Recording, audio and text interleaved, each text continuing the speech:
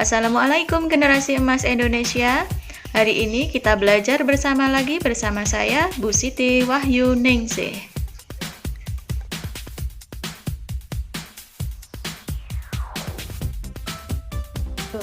Jangan lupa subscribe di channel ini ya. Ready? Jangan lupa subscribe di channel ini ya. Jangan lupa like dan komen ya di video ini. Selamat pagi. Hari ini kita akan belajar sifat periodik unsur. Pada video sebelumnya kita belajar tentang perkembangan sistem periodik unsur. Hari ini kita akan belajar sifat periodik.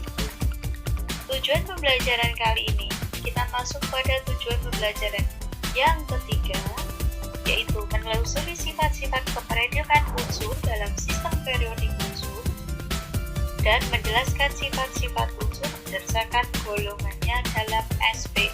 Kemarin kita sudah belajar tentang pengertian periode dan golongan.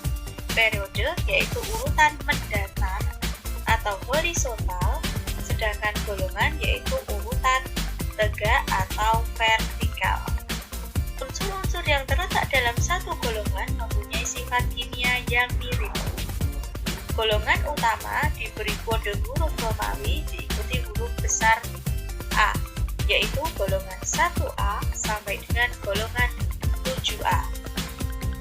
Bahkan sampai dengan golongan 8A yaitu golongan halogen. Golongan transisi diberi kode huruf Romawi diikuti huruf besar B. Golongannya mulai dari 1B sampai dengan 8B. Golongan gas mulia dengan kode 8. Kadang ada beberapa literatur yang menyebutkan 8A. Nama-nama golongan utama masih ingat bukan? Golongan 1A disebut alkali, golongan 2A alkali tanah, golongan 3A boron atau aluminium, 4A karbon. 5A disebut nitrogen atau fosfor, 6A oksigen, belerang, 7A halogen, dan 8A gas mulia, 0 atau inert. Masih ingat gak siapa aku? Siapa dia? Dia adalah Niels Bohr. Aku menyatakan bahwa elektron beredar mengelilingi inti atom pada kulit elektron atau orbit tertentu dengan tingkat energi tertentu pula. Setiap orbit ditempati oleh elektron dengan jumlah tertentu dan ada jumlah maksimumnya. Nah, pada jumlah atom maksimum elektron pada setiap orbit mengikuti rumus 2n². Susunan elektron dalam tingkat energi tersebut dinamakan konfigurasi elektron. Jadi apa tadi konfigurasi elektron? Susunan elektron dalam tingkat-tingkat energi merupakan pengertian dari konfigurasi elektron. Nah, masih bingung? Silahkan pelajari contoh berikut. Atom natrium memiliki elektron 11 sesuai nomor atomnya. Maka pengisian dimulai dari kulit K yang mempunyai nilai N sama dengan 1. Nah, mengikuti rumus tadi 2n², maka dengan N angka 1, maka 2 kali 1 kuadrat hasilnya 2. Maka K diisi sebanyak 2 elektron. Sisanya adalah 11 dikurangi 2 sama dengan 9.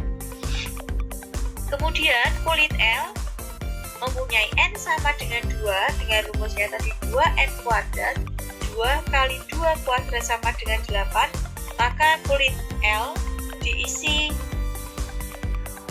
8 elektron. 9 dikurangi 8 sama dengan 1. 1 ini akan mengisi pada elektron kulit M. Sehingga konfigurasi elektron atom Na adalah 281.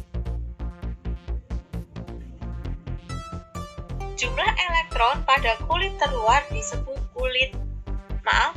elektron valensi. Jadi Na mempunyai elektron valensi 1. Kemarin sudah dijelaskan pula bahwa periode merupakan jumlah kulit elektron atau orbit. Sedangkan golongan ditentukan berdasarkan jumlah elektron yang terdapat pada kulit elektron terluar atau yang disebut elektron valensi. Nah, bisa dilihat di sini, kalau kita mempunyai Cl dengan nomor atom 35, maka konfigurasinya adalah K diisi 2, L diisi 8, M diisi 8, dan N diisi 7. Berdasarkan konfigurasi elektron tersebut, maka unsur Br terletak pada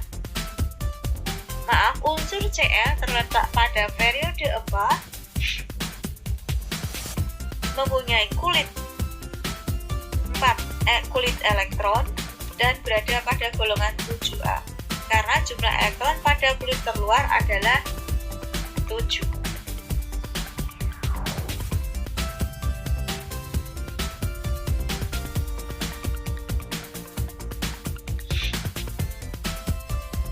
Sifat keperiodikan unsur. Tabel periodik dibuat untuk memudahkan kita mempelajari sifat-sifat unsur. Beberapa sifat memiliki kecenderungan keperiodikan, antara lain yang pertama adalah jari-jari atom. Jari-jari atom menunjukkan jarak antara inti atom dengan kulit elektron terluarnya, seperti jari-jari lingkaran. Ya, jadi jari-jari atom itu titik tengah atom sampai dengan kulit terluarnya. Dalam satu periode dari kiri ke kanan, jari-jari atom semakin pendek. Dalam satu golongan dari atas ke bawah, jari-jari atom semakin. Bisa dilihat di sini dalam satu golongan LINAK-RBCS dalam satu periode. Ya, dalam satu periode ini jari-jarinya. Kalau ini LINAK-RBCS itu adalah dalam satu golongan, Li periode 1, Na periode 3, K periode 4, Rb periode 5, Cs periode 6. Jadi dari atas ke bawah jari-jari atomnya semakin besar. Kemudian dalam satu golongan mulai dari Li ke Re mempunyai jari-jari atomnya semakin mengecil. Ini satu golongan, sedangkan ini satu periode. Dalam periode 2 dari Li ke Ne semakin kecil. Ini adalah grafik hubungan antara nomor atom unsur-unsur golongan alkali dan gas mulia dengan jari-jari atom. Ada kalanya suatu atom melepaskan atau menangkap elektron dari atom lain, sehingga membentuk ion positif atau negatif. Bagaimanakah perubahan jari-jari atom ketika ia berubah menjadi ion? Marilah kita ikuti uraian berikut ini. Jari-jari ion positif selalu lebih pendek dari jari-jari atom netralnya, karena pada ion positif atom kehilangan elektron, tetapi jumlah protonnya tetap, sehingga elektron akan lebih kuat ditarik proton. Akibatnya jari-jari ion positif makin pendek. Bisa dilihat gambar di sini, ya, jari-jari ion positif semakin pendek dibandingkan atom netralnya. Jari-jari ion negatif selalu lebih panjang dari jari-jari atom netralnya, karena pada ion negatif atom mendapatkan tambahan elektron, tetapi jumlah protonnya tetap, sehingga kekuatan proton menarik elektron menjadi lebih berat. Akibatnya jari-jari ion negatif makin panjang. Sifat yang kedua adalah energi ionisasi. Energi ionisasi adalah energi yang diperlukan untuk melepaskan satu elektron dari sebuah atom. Dalam satu periode dari kiri ke kanan, energi ionisasi semakin besar. Dari atas ke bawah, energi ionisasi semakin. Bisa dilihat dalam grafik ini, dalam satu periode, misalkan ini periode 4 mulai K sampai dengan Kr, energi ionisasinya semakin tinggi. satu golongan, bisa dilihat di sini. Satu golongan adalah N, He, Ne, Ar, Kr, Xe, dan Rn. Energi ionisasinya dalam semua golongan dari atas ke bawah semakin kecil. Nah, ini ya. Jadi, energi ionisasi dari kiri ke kanan semakin besar, dari bawah ke atas juga semakin besar, atau dari atas ke bawah semakin kecil.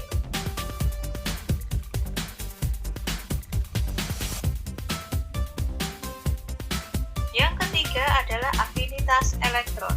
Adalah banyaknya energi yang dilepaskan atau dibebaskan oleh atom unsur untuk menangkap elektron dari luar. Kecenderungan afinitas elektron adalah sebagai berikut. Dalam satu golongan dari atas ke bawah, afinitas elektron cenderung berkurang. Dalam satu periode dari kiri ke kanan, afinitas cenderung bertambah. Kecuali unsur alkali tanah dan gas mulia, semua unsur golongan utama mempunyai afinitas elektron bertanda negatif. Afinitas elektron terbesar dimiliki oleh golongan halogen. Yang keempat, elektronegativitas adalah kecenderungan suatu atom untuk menarik elektron saat berikatan dengan atom lainnya. Nah, elektronegativitas ini ada hubungannya dengan pembentukan ion negatif. Elektronegativitas dalam satu golongan dari atas ke bawah cenderung semakin kecil. Atas ke bawah mengecil, dalam satu periode dari kiri ke kanan semakin besar. Kemudian, sifat logam dan non-logam. Dalam satu golongan dari atas ke bawah, sifat logam makin besar dan sifat non-logam makin kecil. Sedangkan logam dalam satu periode dari kiri ke kanan, sifat logam makin kecil dan sifat logam makin besar. Sifat asam, asam oksi atau asam yang mengandung oksigen dalam satu golongan itu dari atas ke bawah, sifat oksinya makin lemah.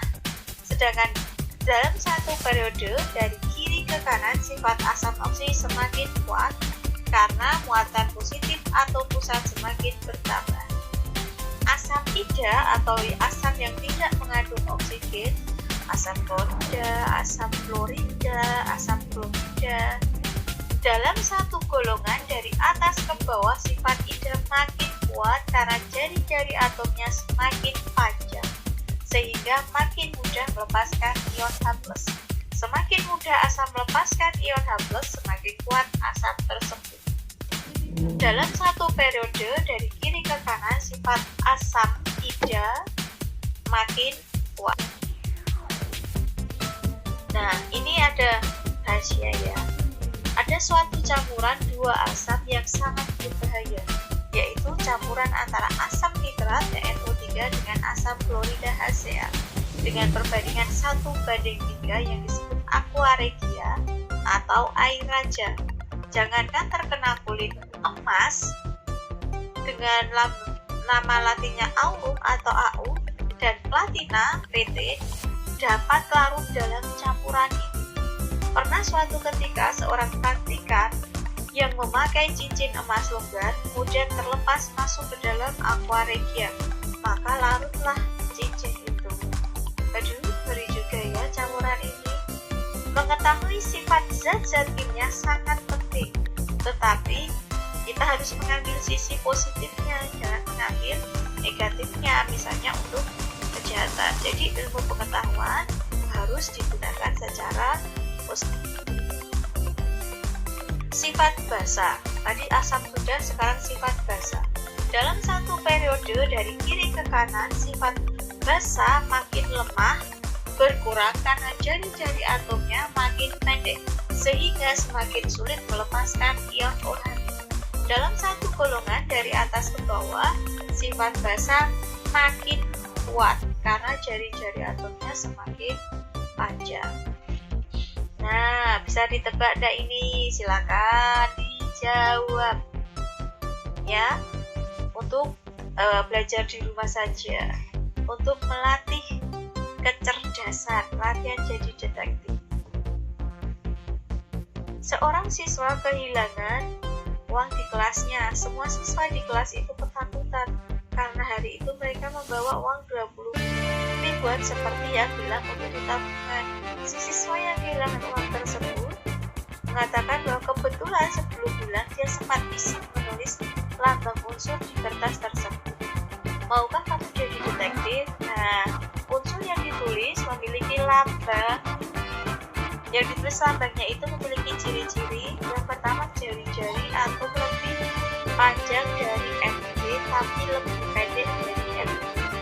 Energi ionisasi lebih besar dari golongan 1A. Elektronegativitas lebih kecil dari Sn dan Ca. Nah, kamu tahu unsurnya? Nah, tinggal dilihat deh uang 20 ribuan siapa yang ada tulisan lambang unsur tersebut. Nah, siapa yang